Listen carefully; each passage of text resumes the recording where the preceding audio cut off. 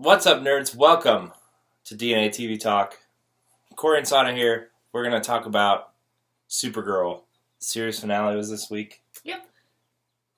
Overall, first season. It was a good first season. I think so.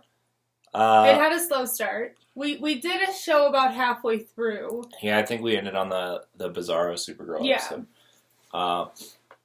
At first, I was excited for this show.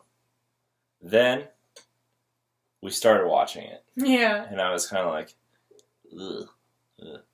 But then, I remembered when I first started watching Flash and Arrow. Mm-hmm. Those shows started out super slow. Yeah. Especially Arrow. It took me almost a whole season to get into Arrow. Yeah. And I'm glad I stuck with it because that second season was amazing. And then Flash took me 5 or 6 episodes to get into. And still trying to get into Legends of Tomorrow, which is kind of yeah. Ugh.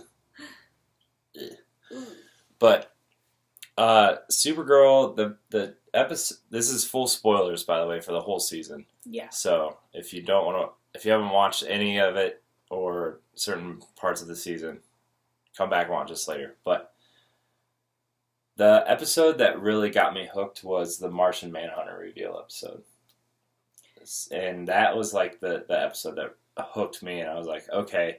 This show seems to be going on the right track, and I really like what they did with that character in the show moving forward. Right. So, I think it took towards the last couple episodes for it to get, not to get its flow, but to get, I don't know, more complicated in a good way. Yeah. And, more, for the character storylines to get more complicated. Right. Well, they're still, I felt like almost halfway through the season, they're still trying to tell you who these characters are and stuff, and I'm just like, but that's okay. very first season. Yeah, I mean I guess, but in things like Daredevil, they didn't really do that. The first season of Daredevil is them setting him up as Daredevil, but it felt way more natural and to the point than Supergirl did. This did feel a little roundabout. And maybe Supergirl and extending on to Flash and Arrow, maybe these shows would benefit from a 13-episode season. Because, to get to the point faster? Yeah, plus, a lot of the episodes just kind of felt like filler episodes. Yeah. Which is okay, I've seen enough filler episodes of shows to be this is definitely a filler episode, or, it's just kind of okay. And then, they did that thing that Jessica Jones did for me, where, there's a couple episodes towards the end that were kind of felt like filler, but then the last couple episodes needed the filler more episodes to explain what was happening. Yeah. The big overarching storyline at the end of the season was the Myriad episode.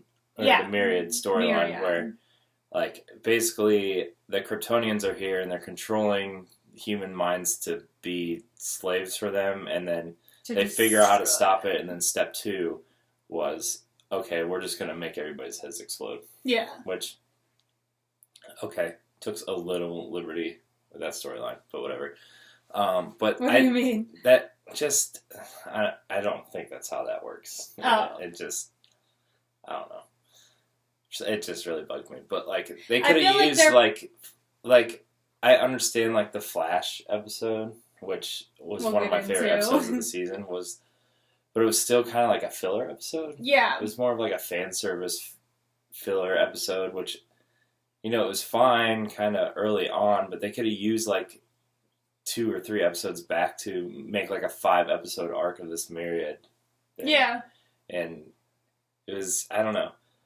It was a little weird, but overall, it was a really good season. I think we want to talk about a couple episodes from the Bizarro episode moving forward, since we already did an episode about the first half of the series. So,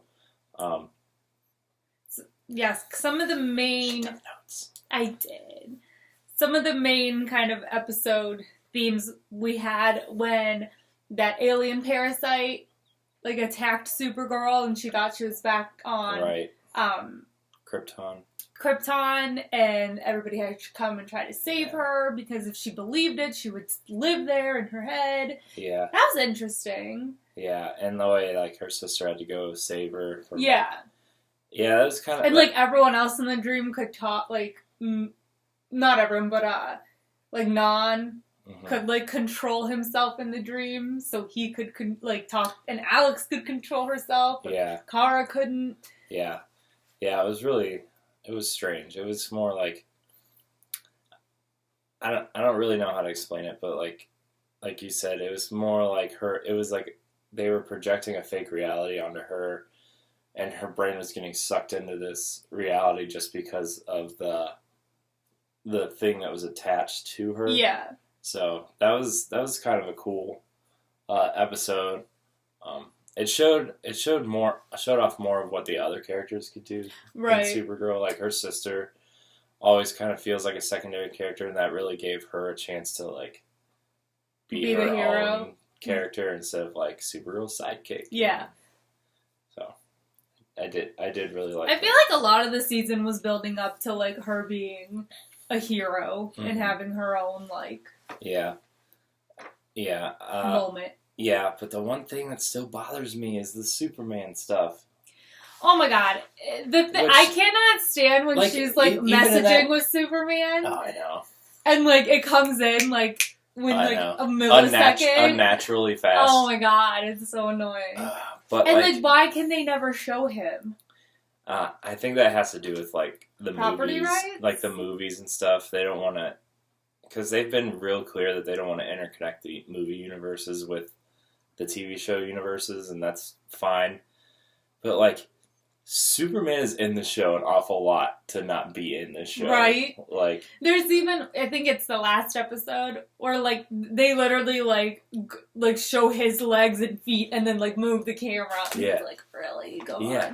And or like, they show they show him as like and then all of a sudden Myriad controls Superman's mind, so now he's marching with the humans, but you're so far away you cannot see him. It felt very like when like a show lost a certain character and they try to like reference it without being obvious. Yeah. Like it felt very much like when you like kill off a character and you don't really know like how to address it. That's what it felt like. Obviously not the same thing. Yeah, and this is kind of a good transition to the next episode that we want to talk about. Was the Fortress of Solitude episode. Yeah, which is Superman's thing. Yeah.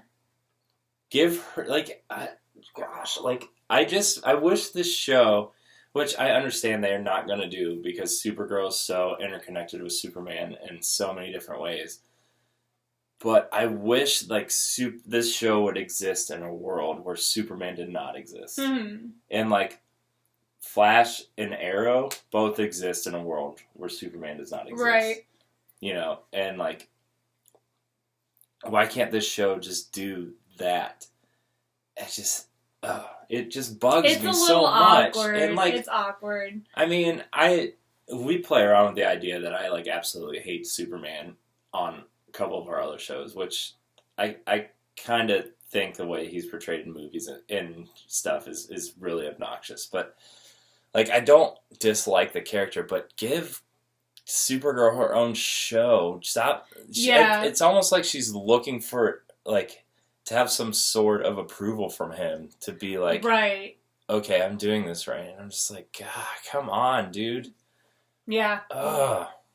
I get the reason for it, but I think it could have stayed in like the first couple episodes. I don't think it needed to like that first episode where like he like you see him, but like it's like almost silhouetted out where he like pulls her out of the pod and takes her to that's explaining her new family. Yeah. Like, okay, I get that. That's fine. That's fine. A lot of people don't really know who Supergirl is, but you know, Superman is one of the most recognizable heroes on the planet. So like in real life planet. So like that's fine. Explaining where she comes from.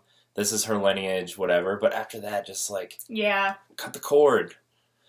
If Superman's the next season, I'm not going to watch anymore. That's not true. I know, that's totally untrue.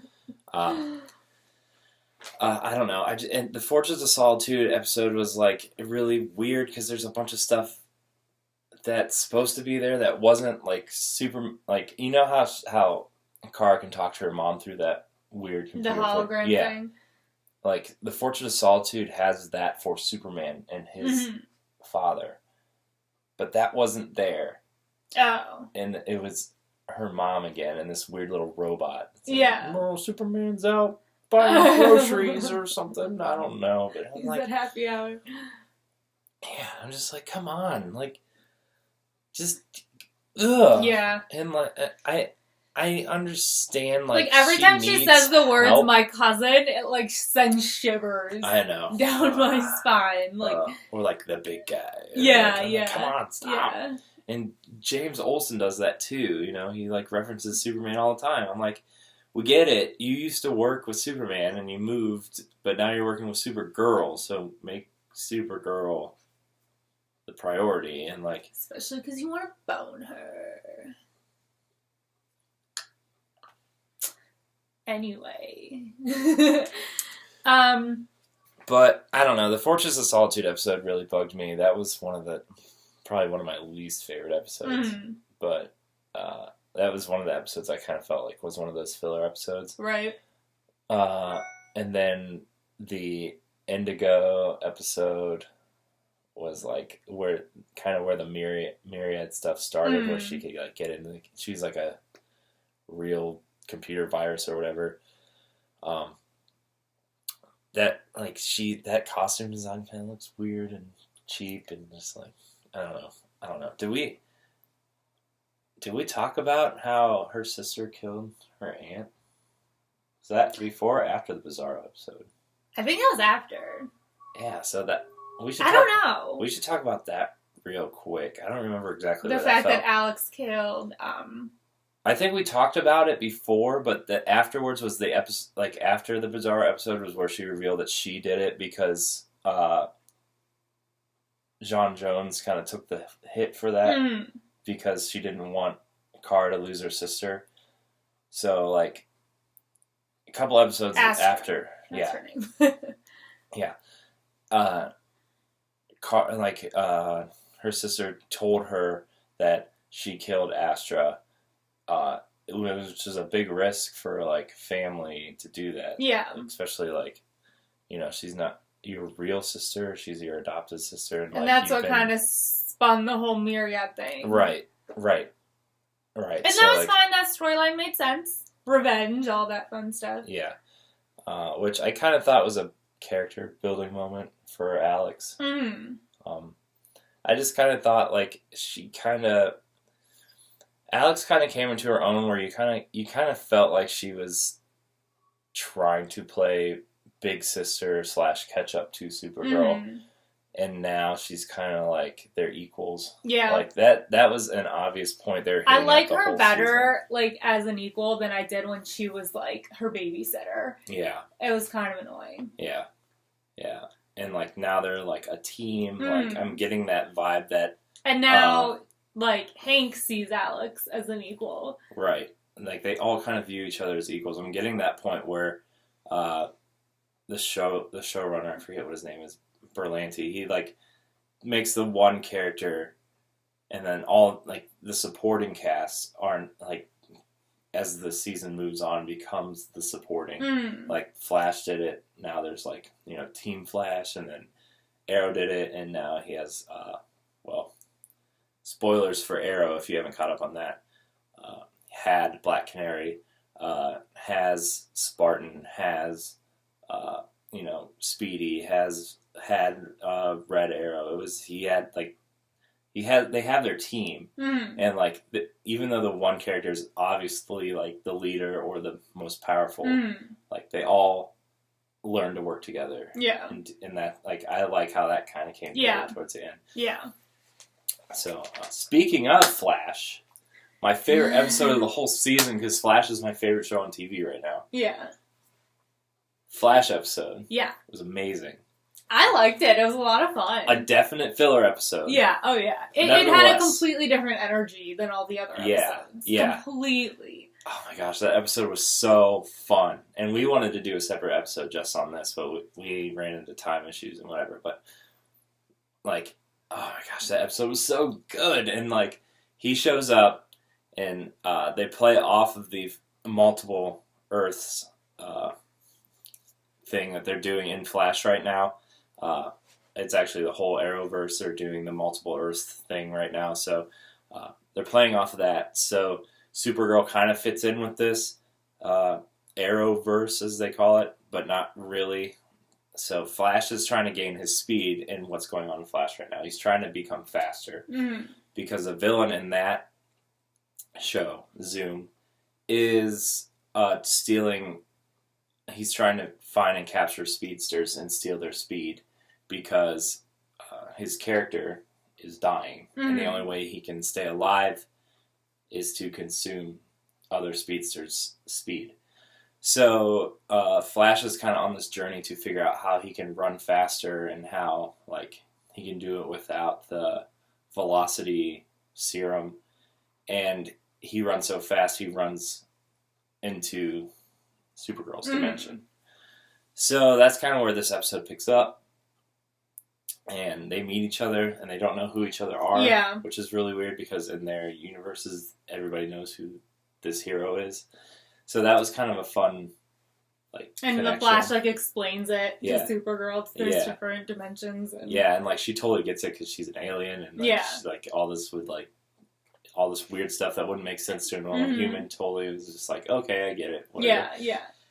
And so they have to tell everyone that Barry's, like, her cousin, except for Wynn and James.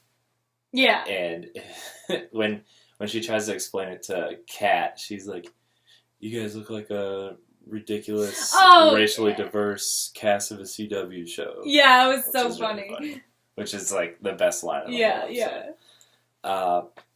But they end up teaming up because she wants to get him home, and I forget what the lesson she needed to learn this episode was, but meanwhile, they were fighting. Livewire comes back, and in the previous episode of Supergirl, the ex-secretary, I forget what her name is, figures out that when she screams, she can like hover above the ground, and they find out she's a metahuman, and she becomes Silver Banshee. And Flash and Supergirl team up to take on Livewire and Screaming Banshee. Yeah, it was amazing. It was amazing. And then it was because they were like pretty like equally matched. Oh yeah, like it was a lot of back and forth. Yeah, and then like Flash had to learn how to use his powers on this version of Earth because his powers like differ from dimension to dimension depending on what Earth he's on. And they kind of helped each other, and like it was a really cool team up episode that probably should have happened early in the season to like, you know, I felt like that was like a ratings boosting episode or whatever because I don't know how many people don't watch Supergirl that watch Flash, but or vice versa. I don't know. You know, you don't watch Flash, which is ridiculous because it's amazing. We're gonna start when it comes to Netflix. Season 2 comes to Netflix. We're gonna watch it. But that episode was awesome, and then of course at the end, they had a race to see who go faster, and she like picks him up and throws him through the portal to send him home. And he got home, by the way. She wasn't sure if he got home, but in the next episode of Flash, he was there, so he got home. Obviously, that's how it works. Yeah. But that said, the last 2 episodes were based around Myriad. What did you think of the concept of Myriad? I mean, it's fine. It was a very typical like alien conspiracy theory type storyline. Like aliens are going to take over our minds. I was fine with the fact that Non was trying to like get revenge on Supergirl for Astra's death and blah blah blah. I didn't mind it. I didn't really see what else they could have done. I prefer that over them like coming with an army and there being like a huge an actual fight or something. Right. You know, I thought it was interesting the way that they just like pretty much turned them into soldiers and the way Supergirl, like, snapped them out of it, well, her team, like, snapped them out of it was just, like, to reassure them of hope and, like, to hear Supergirl's voice and to, like, see the symbol. I thought that was pretty cool, and I thought the ultimate fight at the end was pretty badass. Yeah. And the second to last episode was kind of like the first time I felt like there was a real threat. And there was this one episode where Supergirl lost her powers for a day, which I actually really liked that episode because it showed Supergirl could be vulnerable if she pushed herself, which is something they do not do for Superman in the movies. And that's ridiculous. That was earlier in the season. She pushed herself too far. And yeah. So, like, this was the first time since that episode I felt like there was a real threat. Because, I don't know, I think you were in the bathroom during this scene, but 3 of her coworkers, it was James, Wynn, and then a third, were all standing on the ledge, and they said, like, catch me if you can. And she saved Wynn and James, but not the other lady. And she died. Like, she jumped off the building and died. Yeah. And, like, that was the first time since that episode I felt like there was, like, this real threat to, you know, the people of National City. And I'm like, okay, this might be a little bit interesting. Like, it didn't really pan out how I thought it was going to. Like, it kind of lost its legs for me, at least. But I get what you're saying. It was the first time it wasn't like, this is the problem, this is how she's going to fix it. It was the first time where it was like, oh, she's lost all her partners in crime. Like, everyone's under the spell. And she ended up having to work with, like, Maxwell Lord. And who's pretending to be a good guy now. I don't know. I don't really get well, he's not really, like, I don't know. He's kind of like, to me, he's kind of like, he does what he thinks is best, whether you think it's right or not. He does what he thinks is right. Yeah. Like, he wants to save humanity, but in turn, he would end up killing all the Kryptonians. And, like they had that big discussion about the bomb that he made that would, like, send kryptonite through the air and kill the Kryptonians, which would ultimately end up killing Supergirl. Yeah.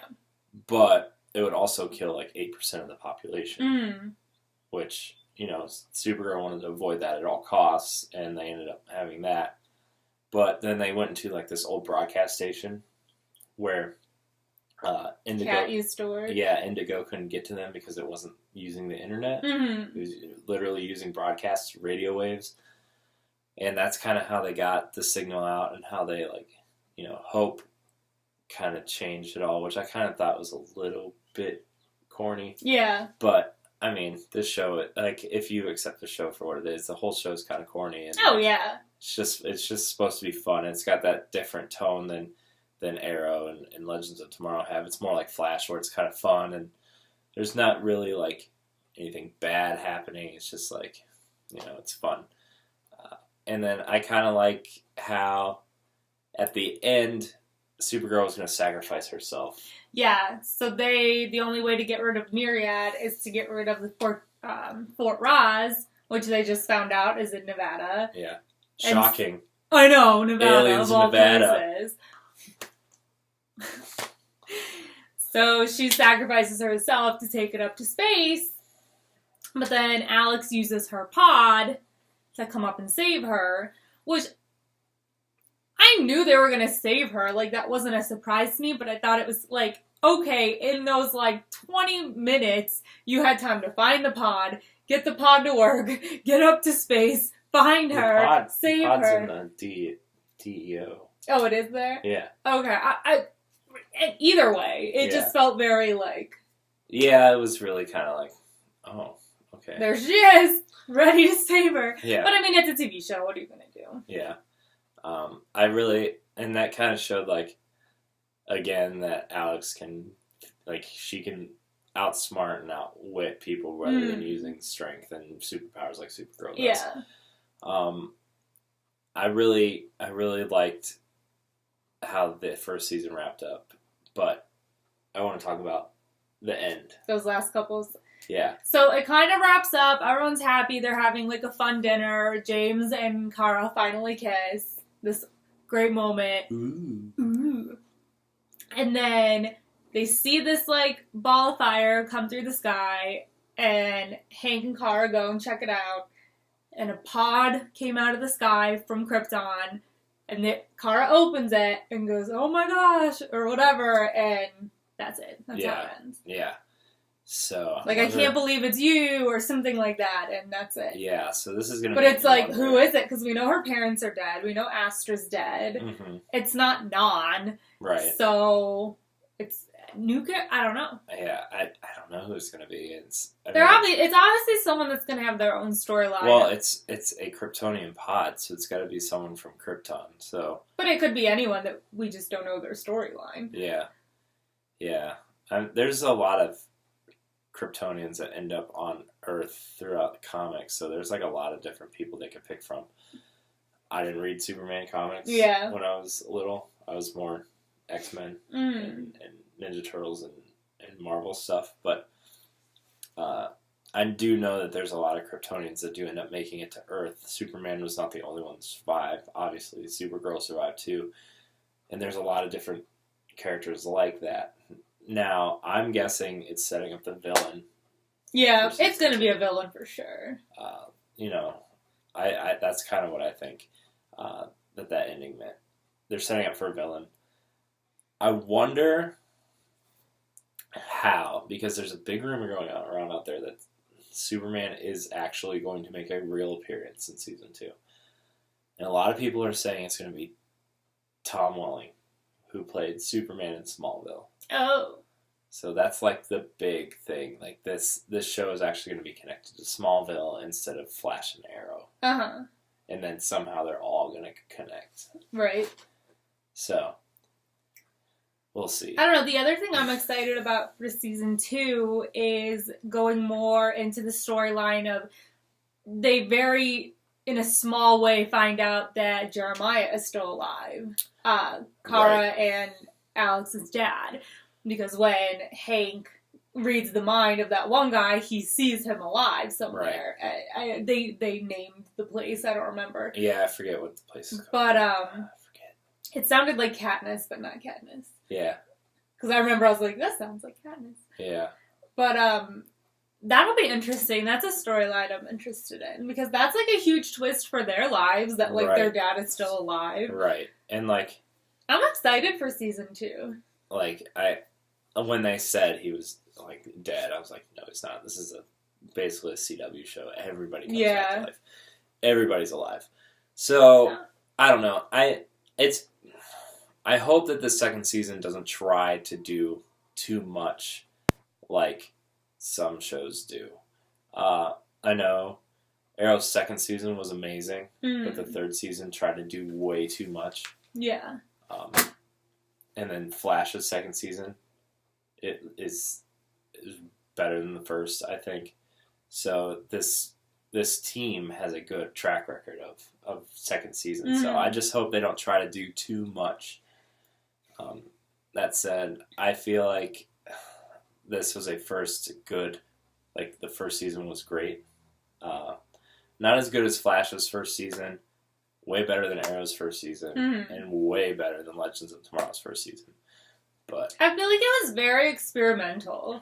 Yeah, that too, because there's a lot more, because they don't really have to deal with special effects or anything in Arrow, or really the Flash. I mean, you just press flash forward, and like, Flash just runs really fast, but like, they don't have like the flying effects, or like showing her flying off with big pieces of whatever. Right. Like, or fighting in the air. Yeah, there's just so much constant and the aliens effects that they need to do. Yeah. I hope CW gives them a bigger budget, because I feel like they could do a lot. What did I say? CW? Yeah, CBS. I hope they give them a bigger budget to work with. And I think they could do a lot of cool things with a bigger budget. Mm-hmm. You know, I don't know. This is still one of CW's lowest rated shows. CBS? CBS. Dang it. Dang it! CBS's lowest rated shows, so I don't know. But it is getting a second season, and I'm excited for it. I really am. So I think if it keeps going how these last couple episodes went, I think they'll be okay. If they go with like the same like tone as the last couple episodes. Mm-hmm. It just felt more like serious, not serious like serious tone, just like it was taken a little more seriously the last couple episodes, as opposed to like, this is like a fun show about a girl hero. Like, it was more like purposeful. Yeah. And I think if they stick with that tone, it'll be really good. Yeah, like, because that was what a lot of people's issues were with the beginning of the show, was like, I mean, I kind of had an issue with it too, where they just kept pushing, like, she's a girl, so she can do whatever, like, a man can do. Like, okay, we get it. Just make it her own show. And like, make it about her because she's her. Yeah, like, I feel like I say this on every one of our shows, where, like, I don't care if you're black, white, Asian, man, woman, gay, lesbian, transgender, whatever. If you have a good character, no one's gonna care. Mm-hmm. Like, I feel like we're at that point now where we can watch a show without having to, like, check a bunch of boxes. Like, if this character fits the story you're telling, great. Yeah. Just tell it. I don't need, like, to prove things thrown down my throat to understand what you're trying to do. Like, I get it. Supergirl is a powerful woman that can do whatever she needs to do to get the job done, and so is Cat Grant, and I get it. Like, I just get it. I don't care, you know. So Cat Grant was like one of my favorite parts of the whole show. Yeah, I usually like hate that character, the like bitchy boss who doesn't care about her employees. Like, I hate those characters. I'm calling bitch boss. But anyway, you caught me. You derailed my train. I loved her. And by the end, she like tells Kara that like she appreciates her and she promotes finally said her. her name right. And, yeah, she calls her Kira like the whole season. And at the end, she so finally annoying. goes, "Thank you, Kara," or something like that. So annoying. I know, but just to have that moment at the end was kind of worth it, where she says her name right. Yeah. I don't know. I liked their character development. I felt like it was necessary. And it was so funny in one of the last episodes. That was actually probably one of the strongest parts of the whole show, was their relationship. The development of their relationship. Yeah. I loved, so Kat comes out of the elevator and she tells Kara something like, Harrison Ford tried to email me again, and she's like, I don't date married men or something like that. Tell him I appreciate the offer, but I do not date married men. Because she's married in real life. It was funny though, like they broke character a couple times like that, and I just thought it was funny. Like, yeah, I mean, I got the same feeling when she said that, when she made the joke about the CW. Yeah, show. like that was really funny. I like when shows do that. It kind of like breaks the fourth wall. Yeah, without actually doing it. Yeah. So, how many stars would you give season 1 out of 5? I'd say 3.5 stars. That's what I was gonna say. It's a good start to a series that has a lot of potential, but I could also see the series going both ways, like it having a phenomenal second season or having just a total shit show of a second season. So we'll see. I did enjoy it. I love the character. I love the supporting cast. I love everything about this show. So I think 3.5 overall. But if the whole thing had been like the last couple episodes, then it'd be more like a 4. Yeah. It did have a slow start though. So if you haven't watched Supergirl and you made it this far, we spoiled the whole series for you. What are you doing? Second of all, if you are planning on watching Supergirl and you haven't yet, it's going to take you... It took me about 8 or 9 episodes to really get into it. Like, say, okay, I like this show. Like, I did struggle through the first 6 or 7 episodes. Yeah. So. I've seen worse. Yeah. I am excited for a second season, though. Yeah, I like how they left it. I do. I'm excited. Well, probably like this. Yeah. More inching up like this. But anyways, thank you so much for joining us on DNA TV Talk. You can find us. You can find us on digitalnerdadvocates.com, on our YouTube page, Digital Nerd Advocates Network. Like, subscribe, and share. Leave a comment below. Let us know how we're doing. Hope you enjoyed this episode of Supergirl Spoilers on DNA TV Talk. And until next time, we're out. Bye!